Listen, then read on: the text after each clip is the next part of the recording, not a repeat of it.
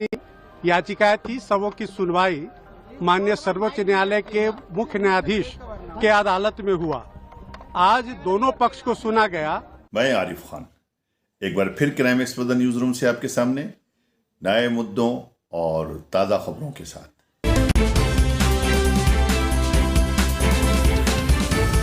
इस मामले में जहां कपिल सिब्बल, अभिषेक मनु सिंघवी और राजीव धवन मुस्लिम याचिकाकर्ताओं की तरफ से दलीलें पेश कर रहे थे, तो वहीं सॉलिसिटर जनरल तुषार मेहता केंद्र सरकार का पक्ष रख रहे थे। सुप्रीम कोर्ट में वक्फ अधिनियम 2025 की वैधता को चुनौती देने वाली याचिकाओं पर सुनवाई हुई। सीजेआई संजीव खन्ना, जस्टिस संजय कुमार और जस्टिस केवी विश्वनाथन की 3 जजों की बेंच ने मामले की सुनवाई की। वक्फ अधिनियम के खिलाफ कई विपक्षी दलों और नेताओं द्वारा याचिकाएं दायर की गई हैं। सीजेआई ने पूछा, वक्फ बाय यूजर का रजिस्ट्रेशन कैसे होगा? ये बताने वाला कहां से आएगा कि वक्फ मैंने किया है? वक्फ कानून का दुरुपयोग होता आया है, लेकिन वक्फ बाय यूजर को पूरी तरह रोक देना सही नहीं लगता। अंग्रेजों के जमाने में प्रिवी काउंसिल ने भी वक्फ बाय यूजर को मान्यता दी थी। इस पर एसजी तुषार मेहता ने कहा, नया कानून मुसलमानों को खुद ट्रस्ट बनाने की अनुमति देता है और उनके लिए वक्फ को ही संपत्ति सौंपने की बाध्यता नहीं है। सीजीआई ने कहा, पिछले वक्त से जुड़े मुद्दे हैं। मेहता ने कहा, सिब्बल कहते हैं ये केंद्र सरकार द्वारा पूरी तरह से हड़प लिया गया है। कृपया 1995 के अधिनियम में धारा 9 को देखें। 2013 के संशोधन के बाद भी हमेशा केंद्र सरकार ही नामांकन करती रही है। सुप्रीम कोर्ट के सीजेआई संजीव खन्ना ने कहा, सरकार ने हिंदुओं के मामले में भी कानून बनाया है, इसी तरह संसद ने मुस्लिमों के लिए भी कानून बनाया है। आर्टिकल 26 धर्मनिरपेक्ष और सभी कम्युनिटी पर लागू होता है। मुस्लिम पक्ष ने इस एक्ट में संशोधन को असंवैधानिक बताते हुए इसे रद्द करने की मांग की और इसे मनमाना और मुस्लिमों से भेदभाव वाला बताया। इस दौरान चीफ जस्टिस संजीव खन्ना ने एक तीखा सवाल केंद्र के वकील तुषार मेहता से किया। कपिल सिब्बल और अभिषेक मनु सिंघवी ने वक्फ बोर्ड में हिंदुओं की एंट्री पर सवाल उठाए, तो चीफ जस्टिस ने तुषार मेहता से पूछा कि क्या हिंदू संस्थानों में मुस्लिमों को एंट्री मिल सकती है। चीफ जस्टिस ने कहा, मिस्टर मेहता, क्या आप ये कह सकते हैं कि अब से हिंदू संस्थाओं में मुस्लिमों को भी एंट्री मिल जाएगी? वो उसका हिस्सा हो सकते हैं? इसका जवाब आप साफ साफ दें। चीफ जस्टिस ने वक्फ संपत्तियों पर विवादों में कलेक्टर को निर्णय लेने की पावर दिए जाने पर भी सवाल उठाया। उन्होंने कहा, आखिर वक्फ संपत्तियों पर फैसला अदालत क्यों नहीं दे सकती? चीफ जस्टिस ने कहा, आखिर अदालत वक्फ संपत्ति पर फैसला क्यों नहीं कर सकती? इस पर तुषार मेहता ने कहा कि वक्फ संपत्ति के रजिस्ट्रेशन की ताकत कलेक्टर को मिली है। वक्फ का रजिस्ट्रेशन तो हमेशा से अनिवार्य था।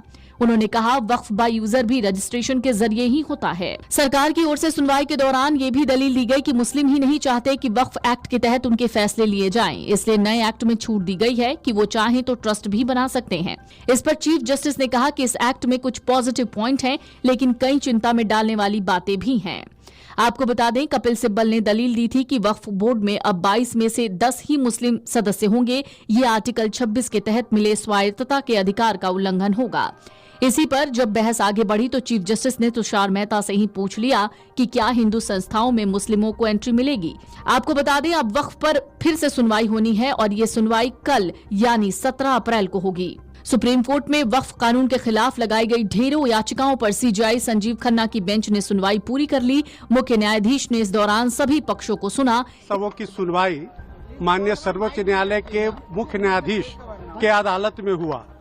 आज दोनों पक्ष को सुना गया, लेकिन जो आगे की सुनवाई है वो कल 2 बजे के लिए एडजर्न किया गया है और अभी सुनवाई पूरे केस में जारी है। जो मुस्लिम पक्ष के जो वकीलों का कहना था कि सेक्शन 3 में, सेक्शन 9 में, सेक्शन 14 में, सेक्शन 36 में और सेक्शन 83 में जो अमेंडमेंट्स हुए हैं, वो अमेंडमेंट्स उनके फंडामेंटल राइट का हनन करता है। ये मुस्लिम पक्ष का दलील था कानून के हिसाब से। दूसरा उनका कहना है कि जो उनका फंडामेंटल राइट है आर्टिकल 25-26 में, यह जो संशोधित कानून है ये उसका हनन करता है। लेकिन भारत सरकार के तरफ से सॉलिसिटर जनरल और हम लोग जो समर्थक इस संशोधन के हैं, हम लोग के तरफ से जो सीनियर एडवोकेट्स और हम लोगों ने भी अपनी बात संविधान सम्मत है। और उसमें के अमेंडमेंट को जब आप देखेंगे, चाहे वो सेक्शन 3 का अमेंडमेंट हो, सेक्शन 9 का अमेंडमेंट हो, सेक्शन 14 का अमेंडमेंट हो, सेक्शन 36 का अमेंडमेंट हो, 83 में, तो कोई भी फंडामेंटल राइट का हनन नहीं हो रहा है। माननीय बेंच भी अपने ऑब्जर्वेशन में कहा कि हाँ, जो बहुत सारे अमेंडमेंट्स हैं वह ऐसा प्रतीत होता है कि संविधान के अनुसार है, लेकिन उनका जो यूजर का जो डेफिनेशन है उस पर कोर्ट कुछ क्लैरिफिकेशन चाह रही थी। साथ ही साथ कोर्ट का कहना था कि जो काउंसिल के कॉन्स्टिट्यूशन में जो मेंबर्स हैं उसमें हिंदू मेंबर्स को लेकर के कोर्ट क्लैरिफिकेशन चाह रही है। इन दो मुद्दों पर कल सॉलिसिटर जनरल साहब से और जो हिंदू पक्ष के जो तमाम हम वकील हैं हम लोगों से उस पर असिस्टेंस मांगा है, क्लैरिफिकेशन मांगा है। अब कल जो है सारे मुद्दे की सुनवाई 2 बजे होगी। इसी बीच सीजेआई ने सभी को रोका और कहा कि एक बात बहुत परेशान करने वाली है और वो है हिंसा। मुद्दा न्यायालय के सामने है और निर्णय हम करेंगे। न्यायमूर्ति संजीव खन्ना का इशारा पश्चिम बंगाल के मुर्शिदाबाद में जारी हिंसा की तरफ भी था। वीडियो अगर पसंद आई तो लाइक कीजिए, शेयर कीजिए और चैनल को जरूर सब्सक्राइब कीजिए ताकि डायरेक्ट नोटिफिकेशंस आप तक